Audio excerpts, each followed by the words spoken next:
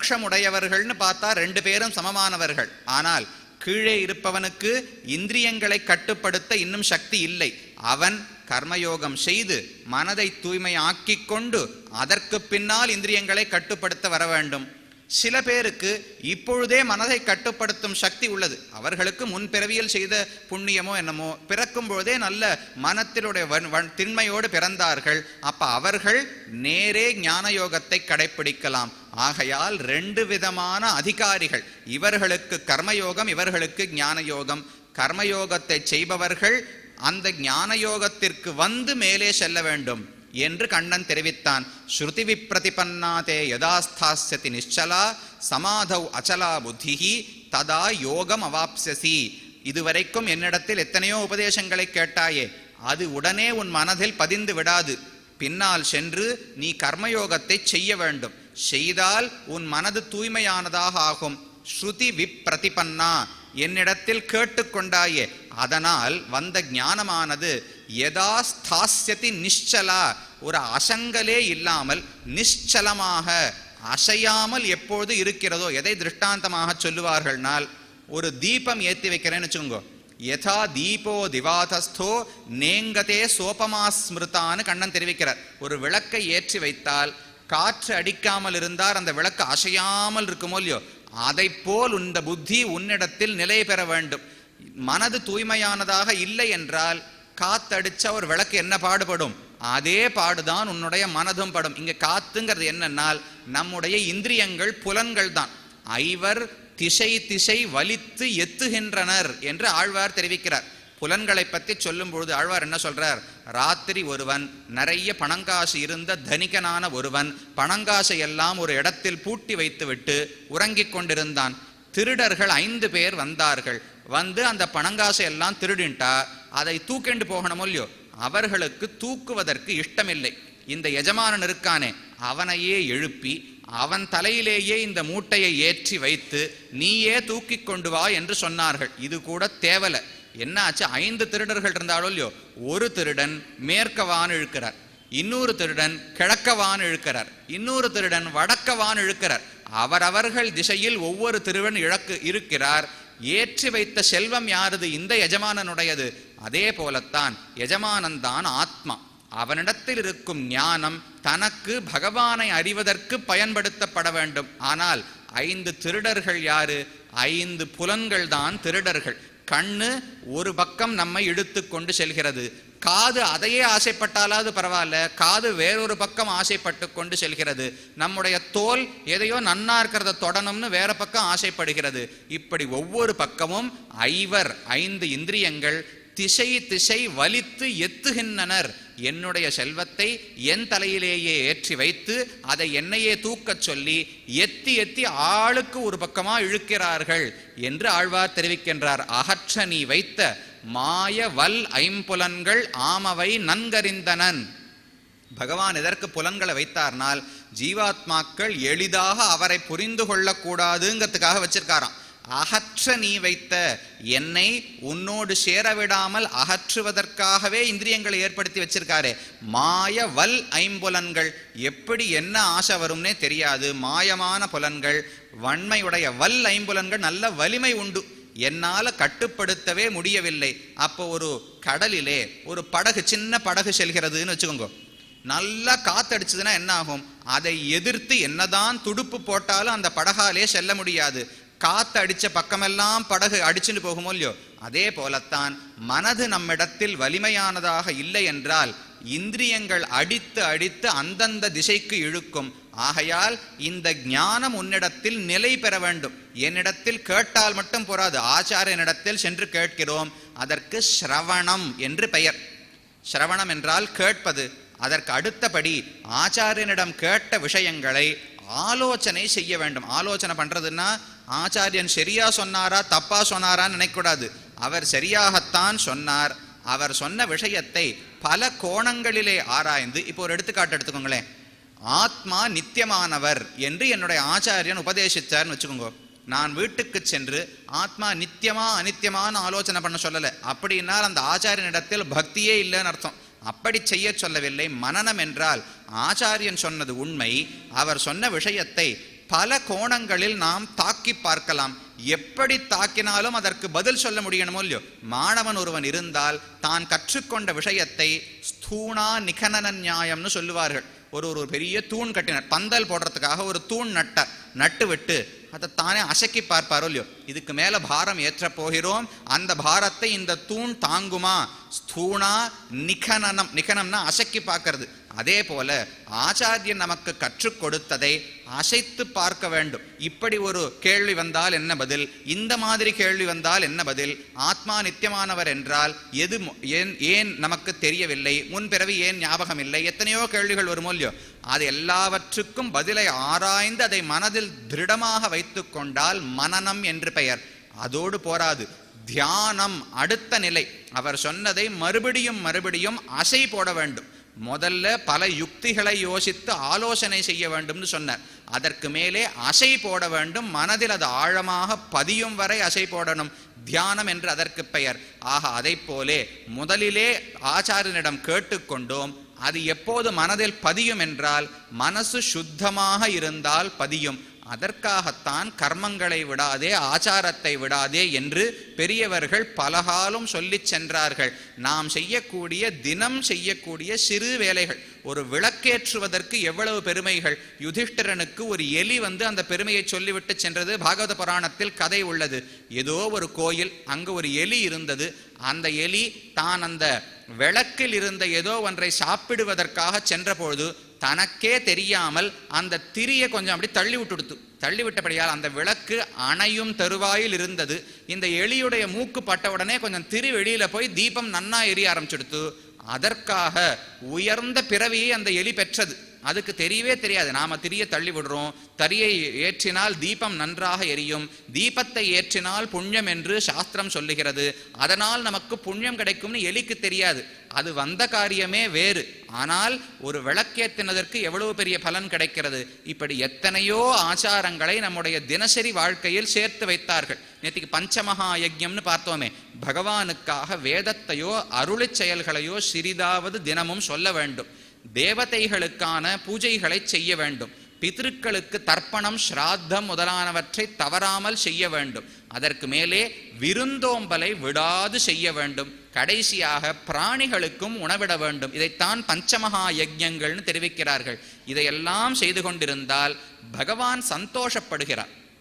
வர்ணாசிரம ஆச்சாரவதா புருஷேண பரப்புமான் விஷ்ணுர் ஆராத்தியதே பந்தாக நான்யத் தத்தோஷகாரகா என்று சாஸ்திரம் தெரிவிக்கிறது.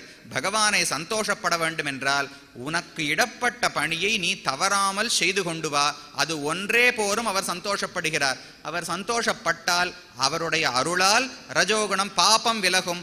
பாபம் விலகினால் ரஜோகுணம் தமோகுணம் குறையும். அது குறைந்தால் மனதை கட்டுப்படுத்த முடியும்.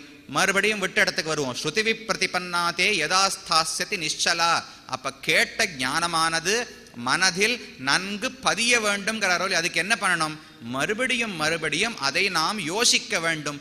அதற்கு தான் ஞான யோகம் என்று பெயர். அப்ப ஞான யோகம்னால் சுருக்கமா அதுக்கு லட்சணம் சொல்லணும்னா நேத்திக்கு பார்த்தோம் இல்லையோ, ஆளவந்தார் கீதார்த்த சங்கிரகம் என்று ஒரு நூலை இயற்றி உள்ளார் என்று. அதுல கர்மயோகத்துக்கு என்ன சொன்னார்? கர்மயோகா தபஸ் தீர்த்த தான யஜ்ஞாதி சேவனம். தபஸு உடலை வருத்தி கொண்டு செய்யக்கூடிய விரதங்கள், தீர்த்தம் உயர்ந்த புண்ணியமான ஸ்தலங்களுக்கு நாம் யாத்திரையாக செல்வது, தானம் சரியான வழியில் சேர்க்கப்பட்ட பொருளை திரவியத்தை சிறந்தவர்களுக்கு கொடுப்பது, அவர்களுக்கு அதை தானமாக கொடுப்பது, யஜ்ஞங்கள் தேவதைகளை குறித்து செய்யப்படக்கூடிய பூஜைகள், இவை முதலானவைகள் தான் கர்மயோகம் என்று தெரிவித்தாரே. அதே போல ஞான யோகத்துக்கு ஞானயோகா ஜிதஸ்வாந்தைஹி பரிசுத்த ஆத்மனி ஸ்திதிஹி என்று தெரிவிக்கிறார். ரெண்டு நிபந்தனைகள், ரெண்டு காரியங்களை பண்ணணும் ஞானயோகம் என்பதில். ஒன்று ஜிதஸ்வாந்தன். ஜிதம் என்றால் ஜெயிக்கப்பட்டதான, ஸ்வாந்தன் மனதை உடையவன், அவன்தான் ஞானயோகத்தை செய்யவே முடியும். எவனொருவன் தன்னுடைய மனது என்னும் அந்தக்கரணத்தை ஜெயித்தவனோ அப்படிப்பட்டவன் பரிசுத்த ஆத்மனி ஸ்திதிஹி, தூய்மையானவரான ஆத்மா இருக்காரே அவரை பற்றி முதலில் புரிந்து கொள்ள வேண்டும். பரிசுத்த ஆத்மானா வேற ஏதோ மாறி இருக்கேன்னு நினைக்க வேண்டாம். பரிசுத்தனான ஆத்மா என்றால் இந்த உடல் தானே நமக்கு இருக்கிற அழுக்கு. நமக்கு பாபமும் புண்ணியமும் உள்ளன. அதனால் எத்தனையோ வகையான பிறவிகளை எடுக்கிறோம். தேவர்கள், திரியக்கு, மனுஷ்யம், ஸ்தாவரம் என்று 4ஆக பொதுவாக பிரிப்பார்கள். தெய்வ பிறவிகள்னு சில, மனித பிறவிகள்னு சில, விலங்கு பிறவிகள்னு சில, அதற்கு கீழே மரம் செடி கொடிகளான பிறவிகள்னு சில. ஸ்தாவரம் என்றால் மரம் முதலானவை, ஜங்கமம் என்றால் நடக்கக்கூடிய அசையக்கூடிய பிராணிகள், மனுஷர்கள் என்றால் நம்மை போன்றவர்கள், தேவர்கள் என்றால் நமக்கும் விட மேலான பிறவிகள், ராட்சசர்கள், அசுரர்கள், இதெல்லாம் இருக்கும் இல்லையோ. ராட்சசர்களுக்கும் அசுரர்களுக்கும் ஒரு பேதம் உண்டு. ராட்சசர்கள் என்பவர் மனிதர்களுக்குள்ளே தீயவர்கள், அசுரர்கள் என்பவர்கள் தேவர்களுக்குள்ளே தீயவர்கள். கதைகளை பாருங்கோ. பிரஹ்லாதன் யாருடைய பிள்ளை? ஹிரண்யகசிபுவனுடைய பிள்ளை. ஹிரண்யகசிபுவை பற்றி சொல்லும் பொழுது அசுரன் என்றுதான் தெரிவிப்பார்கள். ராவணனை பற்றி சொல்லும் பொழுது அசுரர்களுக்கு ராஜான்னு சொல்ல மாட்டா, ராட்சசர்களுக்கு ராஜா என்பார்கள். அப்ப அந்த யுகம் மாறும் பொழுது பேதம் வந்து விட்டது. அப்ப கிருத்தயுகத்தில், திரேதாயுகத்தில் பகவான் யாரோடு சண்டையிட்டார் என்றால் அசுரர்களோடு சண்டையிட்டார். தேவர்கள் அவருக்கு நிகரான சக்தியோடு தீய எண்ணங்களோடு இருந்தவர்கள் அசுரர்கள். ஹிரண்யாக்ஷன், ஹிரண்யகசிபு முதலானவர்கள் அசுரர்கள் முதல் 2 யுகங்களில். அதற்கு பின்னால் துவாபர யுகத்திலும் சரி, ஏன் திரேதாயுகத்தில் ராமனான பொழுதும் சரி, மக்களுக்குள்ளே, மனிதர்களுக்குள்ளே தீயவர்களாக ராட்சசர் இருந்தார்கள். அவர்களோடு சண்டையிட்டார். அப்ப ராட்சசருங்கிறது நம்மை போன்ற பிறவிகள்ல சேர்ந்துரும். தேவர்கள், கந்தர்வர்கள், கிண்ணறர்கள், யக்ஷர்கள், எத்தனையோ வகைகள் இருக்கே, அதெல்லாம் தெய்வ பிறவிகள்னு சொல்லப்படுகின்றன. அப்ப நம்முடைய கர்மத்தை பொறுத்து ஏதோ ஒரு பிறவியை எடுக்கிறோம். அந்தந்த பிறவியில் நாம் இந்த கர்மங்களை செய்ய வேண்டும். யதாஸ்தாஸ்யதி நிச்சலா சமாதௌ அச்சலா புத்திஹி ததா யோகம் அவாப்ஸ்யசி. அப்ப இப்படி கர்மங்களை செய்து கொண்டே வந்தால் நீ எடுத்த ஒரு பிறவி இருக்கே, அதில் உன்னுடைய மனது சுத்தமானதாக ஆகி நீ ஞான யோகத்தை தொடங்கலாம். ஜிதஸ்வாந்தைஹி பரிசுத்த ஆத்மனி ஸ்திதிஹி. இந்த உடலாலே நமக்குள் எத்தனை வேறுபாடுகள் வந்தாலும் அது உண்மையான வேறுபாடு அல்ல. ஆத்மா என்பவர் உங்கள் ஆத்மாவும் என்னுடைய ஆத்மாவும் வித்தியாசமானவரே அல்ல. 2 பேரும் பார்த்தா ஒரே மாதிரி இருப்பார்கள். இந்த உடல் வந்தாதானே ஆண், பெண், உயரம், குள்ளம், கருப்பு, வெளுப்பு, பருமன், ஒல்லியானவர், இத்தனை பேதங்களும் வருது. இந்த உடலை ஒரு நிமிடம் விலக்கி விட்டு உள்ளே இருக்கும் ஆத்மாவை மட்டும் பார்த்தோம் என்றால் அவருக்கு தான் பரிசுத்த ஆத்மான்னு பெயர். ஏன்னா அவருக்கு இருக்கிற தோஷம் என்ன? கர்மங்கள், உடலோடு இருக்கக்கூடிய சம்பந்தம், இந்த சம்சாரத்தோடு இருக்கக்கூடிய சம்பந்தம் தானே குற்றம். அந்த ஒரு சேற்றை விலக்கி விட்டோம் என்றால் ஆத்மா எப்படிப்பட்டவர்? ஞானமே வடிவமானவர். அனைவரும் ஞானமே வடிவமானவர்கள். நான் ஞானமே வடிவமானவன், இன்னொருத்தர் ஞானமற்றவர், ஞானம் வடிவமானவர் அல்லாதவர்னு கிடையாது. ஜீவாத்மாக்கள் அனைவரும் ஞானமே வடிவமானவர்கள். ஜீவாத்மாக்கள் அனைவரும் அணுவானவர்கள். நான் சின்னதா அணுவா இருப்பேன், இன்னொருத்தர் பெரியவராக இருப்பார். யானையின் உடலுக்குள்ளே இருக்கும் ஆத்மா யானை அளவுக்கு பெரியவராக இருப்பார். எறும்பின் உடலுக்குள் இருக்கும் ஆத்மா எறும்பு அளவுக்கு சிறியவராக இருப்பார்னு கிடையாது. எல்லா ஆத்மாக்களும் அணு, மிக நுண்ணியவர்கள், கண்ணால பார்க்கவே முடியாது. வாலாகிர சதபாகஸ்ய சததா கல்பிதஸ்ய பாகோ ஜீவஸ்ய விக்ஞேயா. ஒரு நெல்லை எடுத்துக்கொண்டு அதோட நுனியை எடுத்து அதை 100ஆக வெட்டி, அதுல ஒரு பகுதியை எடுத்து அதை 100ஆக வெட்டி, இப்படி எத்தனை தடவை வெட்டினாலும் வர சின்ன பகுதியை விட சிறியவர் ஆத்மான்னு வேதம் சொல்லுகிறதான் அணு அணு என்று தெரிவிக்கிறோம். அப்ப ஆத்மாக்கள் அனைவரும் அணுவானவர்கள். ஆத்மாக்கள் அனைவரும் நித்தியமானவர்கள். அழிவோ தோற்றமோ உற்பத்தியே கிடையாது. ஆத்மாவுக்கு அழிவும் கிடையாது. ஆத்மாக்கள் அனைவரும் ஆனந்தமே ஞானமே வடிவமானவர்கள். இன்னொன்னு, ஆத்மாக்கள் அனைவரும் பகவானுக்கு தாசர்கள். இது எதிலும் வித்தியாசமே கிடையாது, வேறுபாடே கிடையாது ஆத்மாக்களுக்கு. அப்படிப்பட்ட ஆத்மாவை புரிந்து கொண்டு தியானிக்க வேண்டும். ஞான யோகம்னா என்ன? முதலில் ஜிதஸ்வாந்தைஹி, தன்னுடைய மனதை வென்ற ஒருவனாலே செய்யப்படுகிற பரிசுத்த ஆத்மனி ஸ்திதிஹி. இந்த உடலால் வரும் வேறுபாடுகளை எல்லாம் கழித்து சுத்தமான ஆத்மா இருக்காரே, தோஷமற்றவரான ஆத்மா, அவருடைய நிலையை மறுபடியும் மறுபடியும் அவன் யோசிக்க வேண்டும். இதுதான் ஞான யோகம் என்று சொல்லப்படுகிறது. அப்ப 2 பகுதிகள்.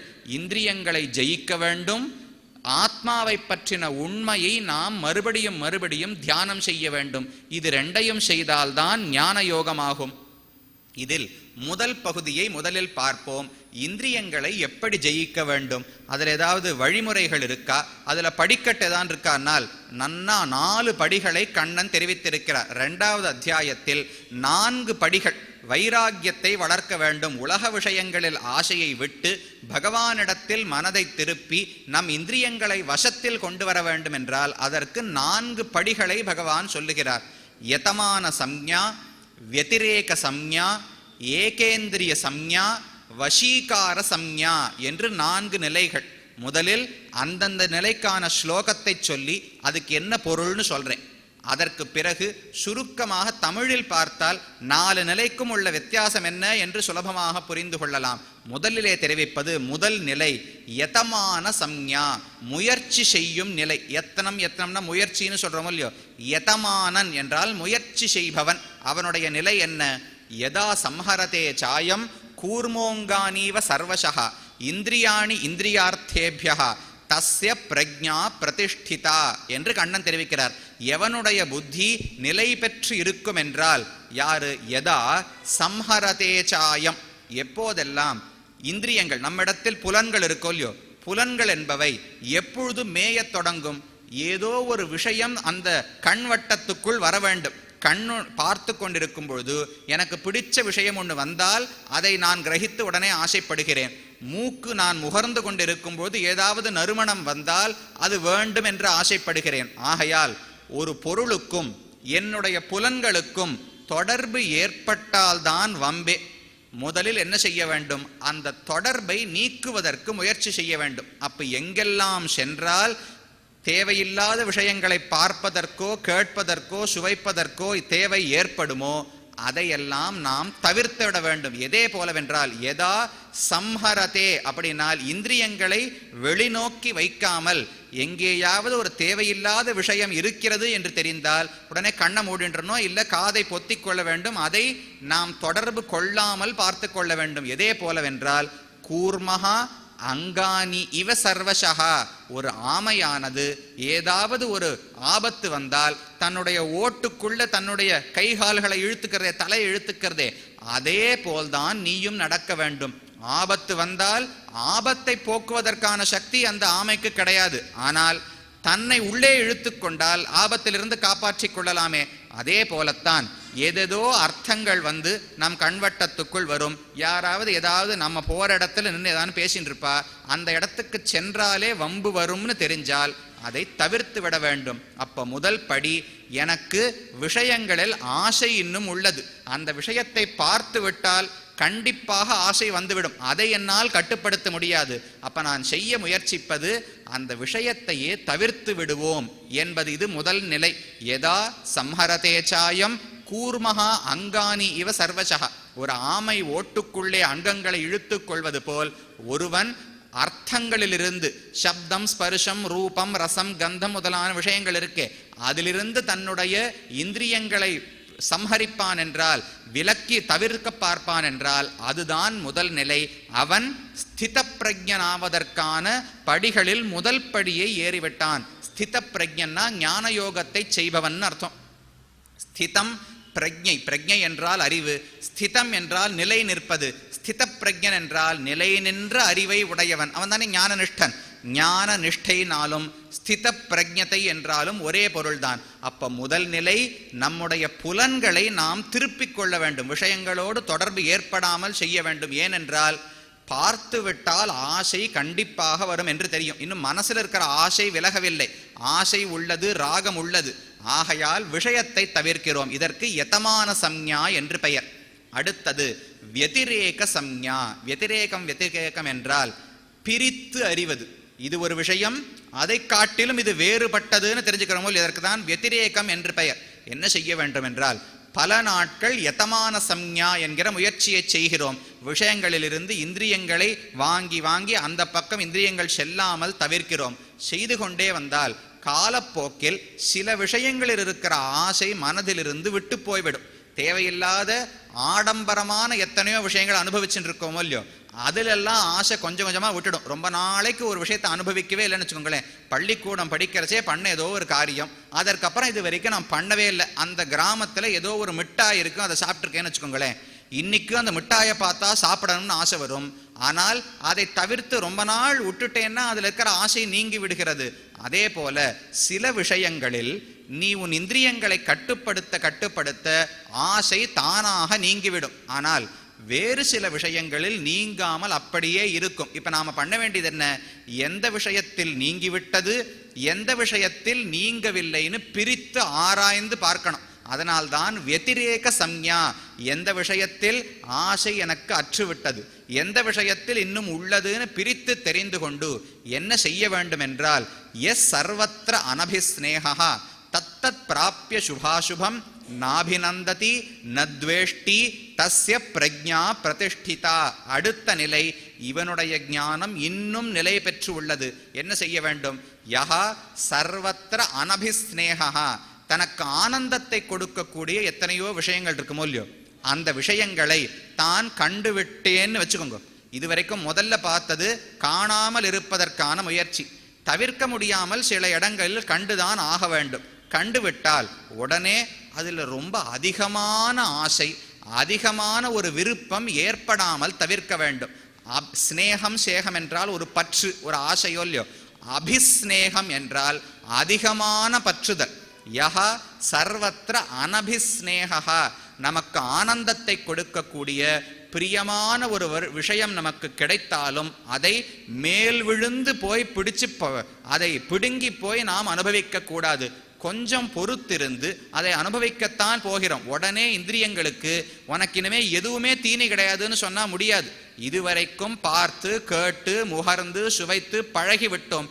திடீரென்று இனி உனக்கு ஒண்ணுமே கிடையாதுன்னு கையெல்லாம் அடக்கிண்டு கண்ணை மூடிண்டு மூக்க மூடிண்டு உட்காந்துட்டா இந்திரியங்கள்லாம் கட்டுப்பாட்டுக்கு வராது. என்ன ஒன்னே நடக்கும்? மனசு எங்கெங்கயோ அலபாய ஆரம்பிச்சிடும். இந்திரியங்களை கட்டுப்படுத்தலாம், மனசும் ஒருமுகப்பட்டா தானே தியானம் பண்ண முடியும். இந்திரியங்களை கட்டுப்படுத்துவது மனதை பின்னால் கட்டுப்படுத்துவதற்காக. அப்ப அது சித்திக்காமலே போய்விடும். அதனால்தான் உடனே அனைத்தையும் நிறுத்துன்னு கண்ணன் சொல்லவில்லை. முதலில் முடிந்தவற்றிலிருந்து விலகிக்கொள், அது யதமான சம்ஞா. அடுத்ததாக சில விஷயங்கள் உன்னுடைய கண்வட்டத்தில் வந்துதான் தீரும், நீ அனுபவித்துதான் ஆக வேண்டும். உனக்கு அதில் ஆசையும் இன்றும் உள்ளது. ஆனால் அதை என்னமோ ரொம்ப நாளா பட்னி கிடந்தவன் ஒரு சோரை பாற்றா போலேன்னு சொல்லுவாளே, அப்படி போய் மேல் விழுந்து அதை அனுபவிக்காமல் இருக்கு. அது எனக்கு ஆனந்தத்தை கொடுக்கும், பிடிக்கும், அதுக்காக அது இருந்தால்தான் என்னால் வாழ முடியும் என்பது கிடையாது அப்படின்னு ஒரு நிலை இருக்கும் இல்லையோ. ஆசை என்றாலே காமம் காமம்னு சொல்லுவாள் இல்லையோ. காமம்னா என்னன்னா சுவாமி ராமானுஜர் தெரிவிக்கிறார், ஆசை என்பது வளர்ந்து வளர்ந்து இனி அந்த பொருளை அனுபவிக்காவிட்டால் என்னால் உயிர் தரிக்கவே முடியாதுங்கிற ஒரு நிலை வந்ததுன்னு வச்சுக்கோங்க. அதுக்கு தான் காமம் என்று பெயர். அந்த அளவுக்கு போகாமல் அபிஸ்நேகம், மிகுந்த பற்றை வைக்காமல் அதை அனுபவிக்கலாம், ஆனந்தப்படலாம், அதோட விட்டுடணும். அபிஸ்நேகம் என்றால் இன்னைக்கு ஒரு விஷயத்தை அனுபவிச்சேன்னா மறுபடியும் மறுபடியும் அனுபவிக்கணுங்கிற ஆசையை தூண்டாமல் இருக்கணும். அந்த அளவுக்கு அனுபவித்துக் கொள்ளலாம், தவறு கிடையாது. இது இரண்டாவது நிலை. எஸ் சர்வத்திர அனபிஸ்நேகா தத்தத் பிராப்ய சுபாசுபம். நல்லதை, நமக்கு ஆனந்தத்தை கொடுக்கக்கூடிய எத்தனையோ விஷயங்கள் நிகழத்தான் போகின்றன. துக்கத்தை கொடுக்கக்கூடிய எத்தனையோ செயல்கள் நிகழத்தான் போகின்றன. தத்தத் பிராப்ய சுபாசுபம் ந அபிநந்ததி ந துவேஷ்டி. ஒரு விஷயத்தை ரொம்ப அதிகமாக ஆசைப்படவும் கூடாது, ரொம்ப அதிகமாக வெறுக்கவும் கூடாது. இதுதான் இரண்டாவது நிலை. விஷயங்களையே தவிர்த்து விட வேண்டும், முடிந்த விஷயங்களை. இது முதல் நிலை. இரண்டாவது நிலையில் எதிலெல்லாம் பற்று விலகிவிட்டது, எதில் பற்று இன்றும் உள்ளது என்று பிரித்து தெரிந்து கொண்டு அந்த பற்று இருக்கும் விஷயங்களிலும் அதிகமான பற்றை வைக்காமல் கொஞ்சம் அதை குறைத்து கொள்ள பார்க்க வேண்டும். ஆகட்டுமே, அந்த வஸ்து இருக்கா, உடனே அதை அனுபவிக்கணும் என்பது அல்ல. ஒரு நாள் போகட்டும், 2 நாள் போகட்டும், அதற்கப்புறம் செய்வோம் இப்படின்னு தள்ளி போட்டு ஒரு முயற்சியை செய்யலாமே. செய்ய செய்ய அதில் இருக்கும் பற்று குறையும். இதற்கு வத்திரேக சம்ஞா என்று பெயர். இந்த 2 சம்ஞைகளும் என்னவென்றால், மனதில் இருக்கும் ஆசை இன்னும் நீங்கவே இல்லை. முதல் நிலையிலும் மனதில் ஆசை உள்ளது, அதனால் பொருளை விலக்க பார்த்தோம். இரண்டாவது நிலையிலும் மனதில் ஆசை உள்ளது, அதனால் ஆசையை குறைக்க பார்த்தோமே தவிர ஆசையே படக்கூடாதுன்னு சொல்லவில்லை.